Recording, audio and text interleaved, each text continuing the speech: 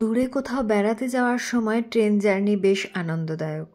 অচেনা অজানা প্ল্যাটফর্মে যখন অনেকক্ষণ ট্রেন দাঁড়ায়, একটু নেমে পড়া, আবার হর্ন শুনে তাড়াহুড়ো করে ট্রেনে উঠে পড়া।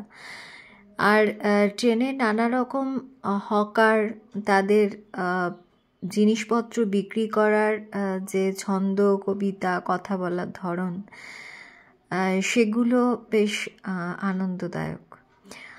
আর ট্রেনের বাইরের দৃশ্য দেখতে দেখতে যাওয়া, সেখানে যদি আবার ছোটোখাটো পাহাড় চোখে পড়ে, তাহলে তো সে আনন্দের আর সীমা থাকে না। কিন্তু ট্রেন যদি লেট করে, তখন দুদিনের ট্রেন জার্নি বেশ একটু কষ্টদায়ক হয়ে যায়।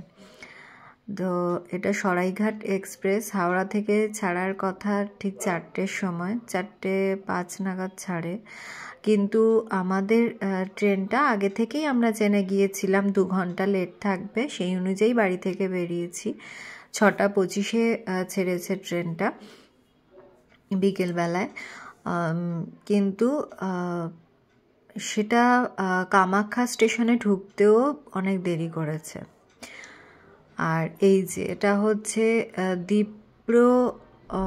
দীপর বিল, যেখানে প্রায় 3-4 মিনিটের একটা ব্রিজ ক্রস করে ট্রেনটা। আর ট্রেনটা পিছন থেকে যে বাঁক নেয় সেটাও দেখা যায় ট্রেন থেকে। আর এই যে ট্রেনের ভিতরে একটা ছোট্ট বাচ্চা তার জীবিকা অর্জন করছে খেলা দেখিয়ে।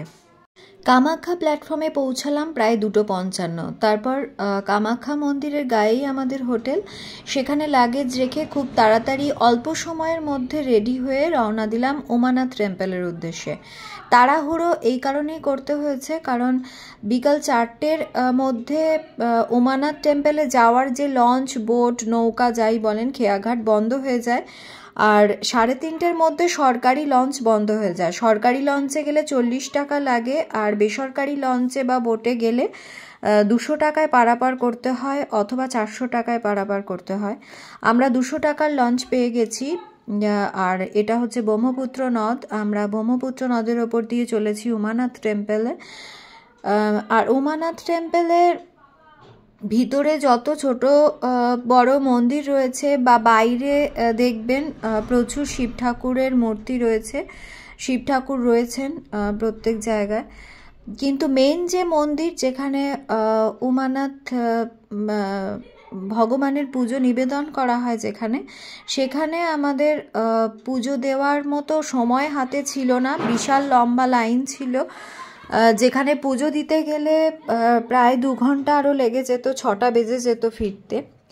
এদিকে লঞ্চ তো তাড়া দিচ্ছে পেছনে যে এখনই ফিরতে হবে, নইলে খেয়াঘাট বন্ধ হয়ে যাবে। সে কারণে আমরা মেন মন্দিরের পূজারীর হাতে আমাদের পূজা যে ডালা, সেটা নিবেদন করে আমরা ব্যাক করলাম উমানাথ টেম্পল থেকে। যে কোনো মহাবিদ্যার রূপ দর্শন করতে গেলে তার যে ভৈরব মন্দির, সেটা দর্শন করতে হয়, আগে হোক পরে হোক, এটাই শুনেছি। তো কামাখ্যা মন্দিরের ভৈরব হচ্ছে উমানাথ মন্দির।